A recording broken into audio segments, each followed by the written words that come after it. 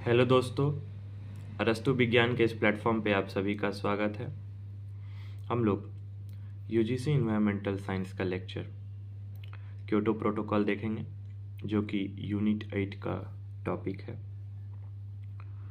हम लोग बहुत सारे कॉन्फ्रेंस को अटेंड किए हैं, बहुत सारे अमेंडमेंट को देखे हैं, कन्वेंशन को देखे हैं, एक्ट को देखे हैं। हर एक समय पे इन्वायरमेंट को बचाने के लिए नए नए प्रोटोकॉल लाए गए। उसी में से एक था क्योटो प्रोटोकॉल। इसके अलावा हम लोगों ने मॉन्ट्रियल प्रोटोकॉल भी देखा। अक्सर एग्ज़ाम में मॉन्ट्रियल और क्योटो प्रोटोकॉल में पूछता ही है, चाहे वो एकेडमिक एग्ज़ाम हो या ऑब्जेक्टिव एग्ज़ाम या कोई नेट या पीएचडी लेवल का एग्ज़ाम।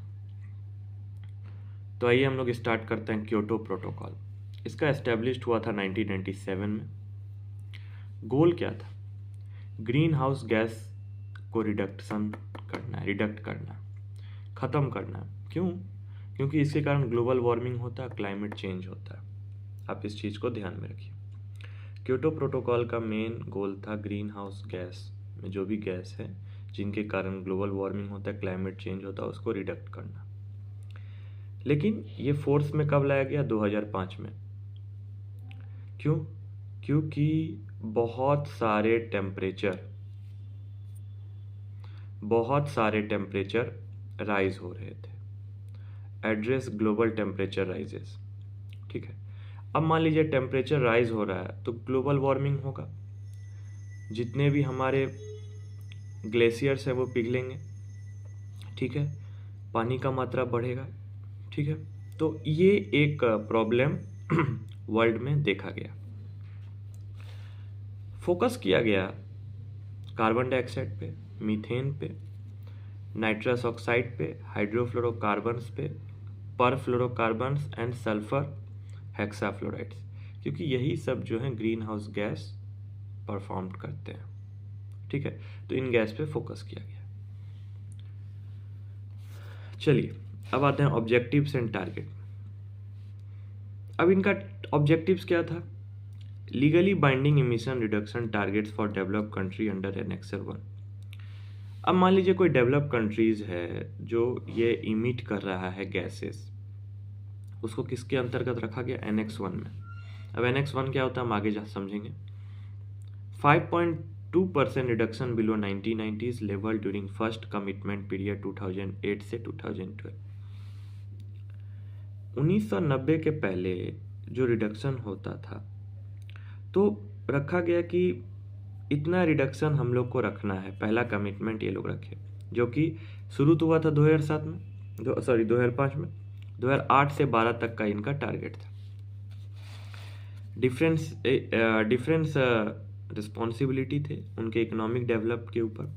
देखिए, हर कंट्री का अपना अपना इकोनॉमिक होता है, तो जैसा इकोनॉमिक होगा वैसा रिस्पॉन्सिबिलिटी उन लोग को देखना होगा। अब कम इकोनॉमी होगा तो कम खर्चे होंगे, कम रिस्पॉन्सिबिलिटी के तरीके से काम करेंगे। और इनका मेन फोकस था 6 ग्रीन हाउस गैसेस, जो मैंने ऊपर बता दिया आपको। अब काम कैसे करेंगे ये, इस पे हम लोग फोकस करते हैं। ठीक है, emission trading. Countries with surplus emission, जो कंट्री ज़्यादा इमिशन कर रहे हैं, alliance can sell them to nation exceeding their targets.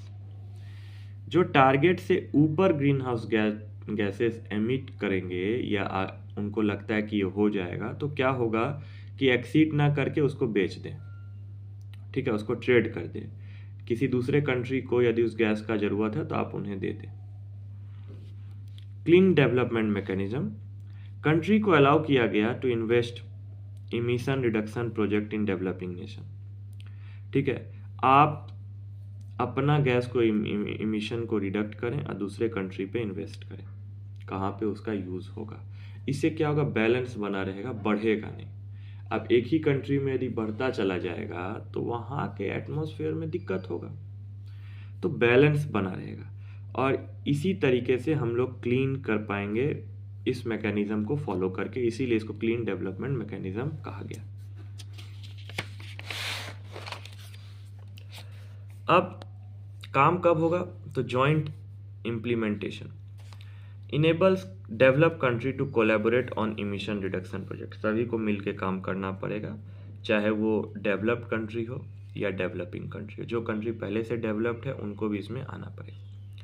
लेकिन कनाडा ने 2011 से इससे अलविदा कह दिया, बोला कि मैं आपके साथ नहीं रहूँगा। पेरिस एग्रीमेंट हुआ 2015 में। मैंने आपको पिछले लेक्चर में बताया है पेरिस एग्रीमेंट के बारे में, UNFCCC के अंतर्गत, आप वहाँ जाके देखिए। हाँ, पिछले लेक्चर में मैंने एक अमेंडमेंट बताया था, डोडा अमेंडमेंट, वहाँ पे मैंने कहा था, जो कि दोहा अमेंडमेंट होगा। मैंने बताया था कि मैं आपको फिर से यहाँ पे दिखा देता हूँ।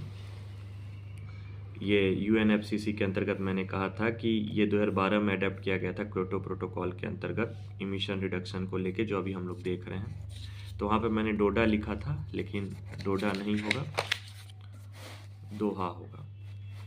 अब इमिशन को रिडक्शन करना है, इन्होंने क्या किया, 2012 में जो अमेंडमेंट हुआ था क्योटो प्रोटोकॉल के अंतर्गत, इन्होंने एडिट किया नाइट्रोजन ट्राइफ्लोराइड को to the list of controlled gases and extended commitment to a second period 2013-2020 तक। देखिए हुआ क्या था कि 2008 से 2012 तक वो सिर्फ 6 गैस पे फोकस कर रहे थे कि इसको कम करना है, लेकिन 12 में फिर अमेंड किया गया, अमेंडमेंट हुआ, संशोधन हुआ दोहा अमेंडमेंट में, और उन्होंने एक और नए गैस को जोड़ा जिसको कहा गया नाइट्रोजन ट्राइफ्लोराइड। दोहा अमेंडमेंट में बस यही हुआ, और कहा गया कि आप इस गैस को भी जोड़िए, इसको भी कंट्रोल करना है, और इसको 2013 से 20 तक टारगेट में रखिए। इससे क्या होगा, ग्लोबल वार्मिंग कम होगा, ग्रीन हाउस गैस कम होगा तो ग्लोबल वार्मिंग कम होगा, ये अमेंडमेंट। तो क्वेश्चंस आते हैं कि दोहा अमेंडमेंट किस प्रोटोकॉल में जोड़ा गया था, क्योटो प्रोटोकॉल के अंतर्गत, उसमें कौन से गैस थे, नाइट्रोजन ट्राइफ्लोराइड। तो ये क्योटो प्रोटोकॉल की कुछ झलकियाँ थी जो इम्पॉर्टेंट है, हमारे एग्जाम में पूछे जाते हैं। अब आते हैं क्लीन डेवलपमेंट मैकेनिज्म। इसका गोल क्या है, क्लाइमेट चेंज में हेल्प करना। ये हेल्प करता है जो एनेक्सर 1 के कंट्री हैं उनको, जो आप अचीव करें, जो नॉन एनेक्सर 1 के कंट्री हैं उनको भी जो आप अचीव करें सस्टेनेबल डेवलपमेंट। मतलब नॉन एनेक्सर 1 क्या होता है हम आगे देखेंगे। मतलब उनको कहते हैं कि आप अचीव कर लीजिए सस्टेनेबल डेवलपमेंट ये आपको बहुत ज़रूरी है। ये हेल्प करते हैं एनेक्सर 1 के कंट्री को, जो आप रिडक्शन करिए, आप गैस को रिडक्ट करिए, आपको ज़्यादा गैस एटमॉस्फेयर में नहीं फैलाना। 7 गैस थे, 6 गैस थे 2008 से 12 तक टारगेट में, और 1 गैस 2013 से 20 में दोहा अमेंडमेंट के अंतर्गत लाया गया। यदि आप ये करते हैं तो हमारा जो इन्वायरमेंट है वो क्लीन होगा। अब जो हो रहा है उसको सर्टिफाइड किया जा रहा है, मतलब जो क्लीन हो रहा है उसको सर्टिफाइड। तो certified emission reduction is given by clean development mechanism executive board to projects in developing countries to certify they have reduce green house gas emission by 1 ton of carbon dioxide per year. अब clean development mechanism के जो board हैं वो देख रहे हैं कि कौन से country green house gas reduction में हेल्प कर रहे हैं और साल में 1 टन कार्बन डाइऑक्साइड से कम इमिट कर रहे हैं, मतलब रिड्यूस्ड कर दे रहे हैं। यदि वो ऐसा कर रहे हैं तो उनको वो एक सर्टिफाइड इमिशन रिडक्शन का सर्टिफिकेशन देते हैं। अब होता क्या है कि 1 CER certified emission reduction is equivalent to 1 ton of carbon dioxide reduce. ये आपको तभी मिलेगा जब इतना कार्बन डाइऑक्साइड रिड्यूस्ड हो पर ईयर, तभी गैस ग्रीन हाउस गैस का इमिशन रिड्यूस्ड हो सकता है। ठीक है, तो मैं आपको एकदम डिटेल में बता रहा हूँ कि क्या प्रोसेस है। अब मैं आपको बता रहा था कि एनेक्सर 1 एनेक्सर 2 क्या होता है। तो एनेक्सर 1 कंट्री होता है जो डेवलप्ड हो चुके हैं, ठीक है, तो डेवलप्ड हो चुका है तब वो नॉन एनेक्सर 1 में आ गए ना। तो अब इसमें होता क्या है कि वो सस्टेनेबल डेवलपमेंट के अंतर्गत चले जाएंगे। एनेक्सर 2 क्या होते हैं, सबसेट ऑफ एनेक्सर 1, जो एनेक्सर 1 के अंतर्गत है। एनेक्सर 2 जो डेवलपिंग कंट्रीज है, जो कंट्री अब डेवलप की तरफ जा रहा है, ठीक है। तो एनेक्सर 1 में आते हैं जो डेवलप्ड कंट्री है, जो ऑलरेडी डेवलप्ड हो चुके हैं, उनको अब रिडक्शन की ज़रूरत नहीं है, लेकिन वो दूसरे कंट्री को हेल्प करेंगे। एनेक्सर 2 जो अब डेवलपिंग की तरफ जा रहे हैं। क्लीन डेवलपमेंट मैकेनिज्म का पर्पस क्या है कि इंडस्ट्रियल एआई को अलाउ करे, जो एनेक्सर 1 के अंतर्गत है, to invest in emission reduction project in developed country. मतलब जो कंट्री डेवलप्ड हो चुके हैं उनको ये अलाउ कर रहा है कि आप एनेक्सर 2 कंट्री को हेल्प करें। बेनिफिट्स क्या क्या है भाई, कि ग्रीन हाउस गैस को कम करेंगे तो ग्लोबल रिडक्शन कम होगा, पूरे धरती पे ग्रीन हाउस गैस कम होंगे। Lesser cost of climate change mitigation, फिर हमको क्लाइमेट चेंज मिटिगेशन पे कम ध्यान देना पड़ेगा। Additional benefits through reduction of other pollutant besides green house gas. देखिए हम 6-7 गैस पे ध्यान दे रहे हैं, वो तो कम होगा ही, लेकिन उसके कारण अदर पॉल्यूटेंट भी कम होंगे, ठीक है। Focus on sustainable development, scope for cooperation at various level, चाहे वो नेशनल लेवल हो, रीजनल लेवल, ग्लोबल लेवल हो, हमें हर लेवल पे ध्यान देना है, तभी जाके क्लीन डेवलपमेंट मैकेनिज्म हम लोग अचीव कर पाएंगे। तो देखिए मोटा मोटी कहना है कि इन्वायरमेंट को बचाने के लिए हर तरीके के प्रोसेस को अपनाया जाता है, हर तरीके के प्रोसेस में कुछ नई चीज़ें जुड़ते हैं, कुछ नई चीज़ें हटते हैं। तो आज के लेक्चर में हम लोगों ने क्लीन डेवलपमेंट मैकेनिज्म को डिटेल में देखा। मैं आपको यहाँ पे एक बार नोट्स के लिए कैमरा को दिखा देता हूँ। एनेक्सर 1, एनेक्सर 2 बेनिफिट्स क्या है,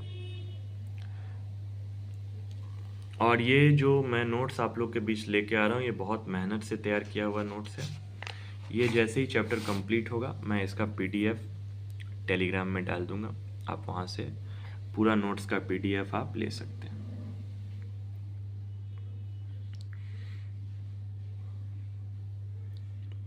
मैं आपको एक और जानकारी दे दूं कि जो नए जुड़ रहे हैं, यूनिट 1 का लेक्चर प्लेलिस्ट में है, टोटल कंप्लीट हो चुका है।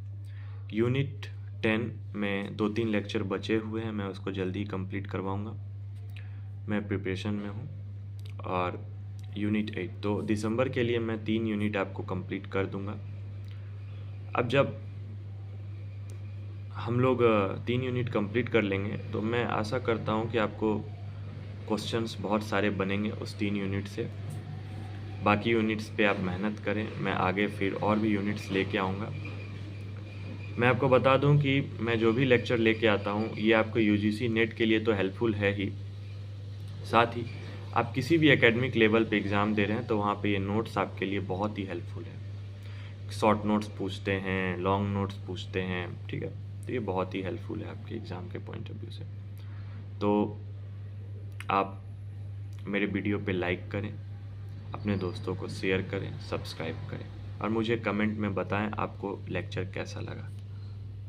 Thank you.